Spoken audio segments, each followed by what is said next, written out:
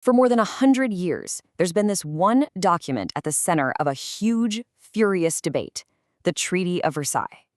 So, was it a fair punishment for a totally devastating war, or was it actually a vengeful peace that planted the seeds for an even bigger, even more terrible conflict? Let's dive in and really unpack one of history's most loaded questions. Just take a look at this picture. These are the men who got together in Paris back in 1919. Their job? To rebuild a world that had been completely shattered by war. The goal was to forge a peace that would last forever. But here's the crazy part. The treaty they came up with is often blamed for leading us straight into World War II. So how on earth did that happen?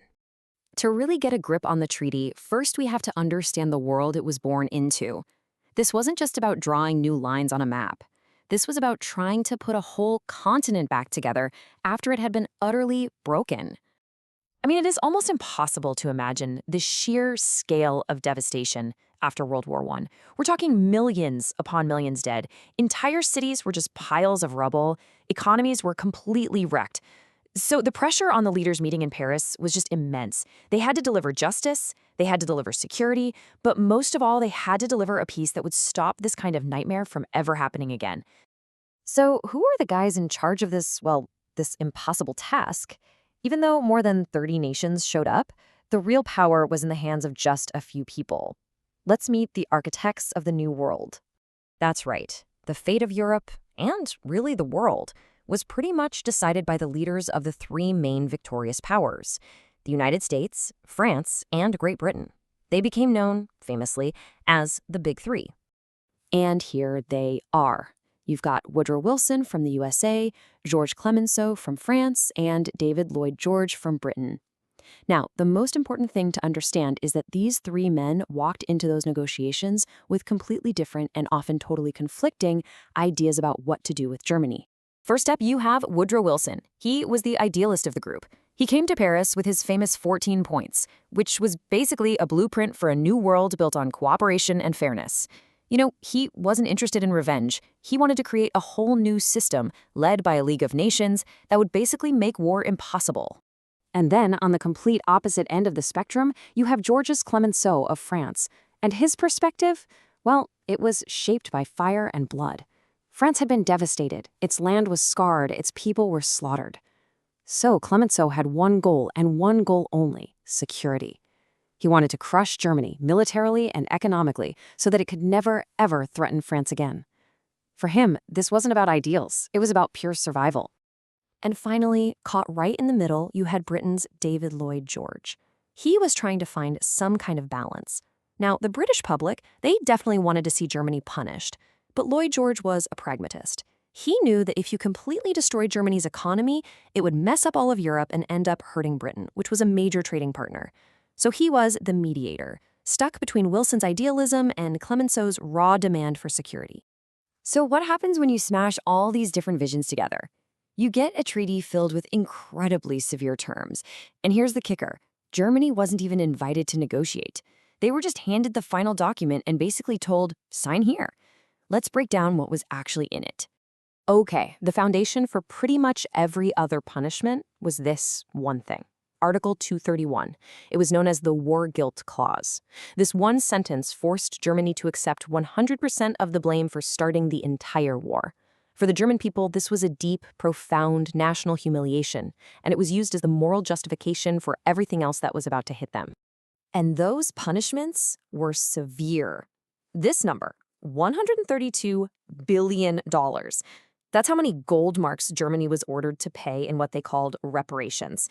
It was an absolutely staggering amount of money, an almost unthinkable sum at the time.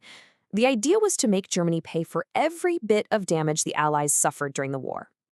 Next, the treaty just systematically took apart Germany's military. Its army was capped at a tiny 100,000 soldiers. Tanks? Nope, not allowed. Submarines? Forget about it. And Air Force? Absolutely not. And on top of all that, the Rhineland, its industrial heartland right next to France, was to be completely demilitarized. The goal here was simple: leave Germany totally powerless. And as if all that wasn't enough, Germany was literally carved up. It lost about 13% of its land in Europe and 10% of its people. The industrial region of Alsace-Lorraine went back to France. A huge chunk of land was given to create the new nation of Poland, and every single one of Germany's overseas colonies was snatched up by the Allies. This wasn't just losing territory. It was a huge blow to its economy, its resources, and its national pride. So you add all of that up, and it brings us to the main question. Were these terms fair? Was this justice being served? Or was it what the Germans called a diktat, a dictated peace forced upon them that was just bound to fail? All right, let's put the arguments side by side. The people who say it was fair will point out that Germany did in fact invade its neighbors and cause unbelievable destruction. They'll say these harsh terms were absolutely necessary to make sure it could never happen again. And for the people in France and Britain who had lost so much, this felt like justice. But then, the argument for unfair is also really powerful. Critics say a peace treaty can't possibly be fair if one side has zero say in it. They point to the crushing weight of the reparations and that deeply humiliating war guilt clause as the real ingredients for a future disaster. And that's exactly what happened. The treaty didn't create a lasting peace. No, instead, it left behind this powerful, toxic legacy of resentment that would just simmer and boil inside Germany for the next 2 decades. And the impact inside Germany was immediate and catastrophic. Economically, those reparations payments crippled the economy and led to runaway inflation. Politically, the brand new democratic government, the Weimar Republic, was instantly blamed for signing the humiliating treaty, which weakened it from day one. And socially, well, when people are poor, angry, and feel humiliated, it creates the perfect breeding ground for extremist nationalist groups to rise up. And you can just see the tragic chain of events right here. The resentment from the treaty in 1919 directly fuels the chaos and instability of the 1920s. That instability then allows extremist movements to feed on all that anger and grab power in the 1930s. And that leads directly to the invasion of Poland in 1939 and the start of World War II. It's not a stretch. Many historians see a direct, unbroken line from the moment the Treaty of Versailles was signed to the first shots of the next World War. Which brings us to the ultimate question, doesn't it? It's the great what if of the 20th century. If the treaty had been different, maybe a little fairer, maybe closer to Wilson's idealistic vision, could it have actually healed the wounds of World War I and prevented the horrors that were to come? Or was another huge conflict just inevitable, no matter what? It's a question historians still argue about, and it forces us all to think about what the true price of peace really is.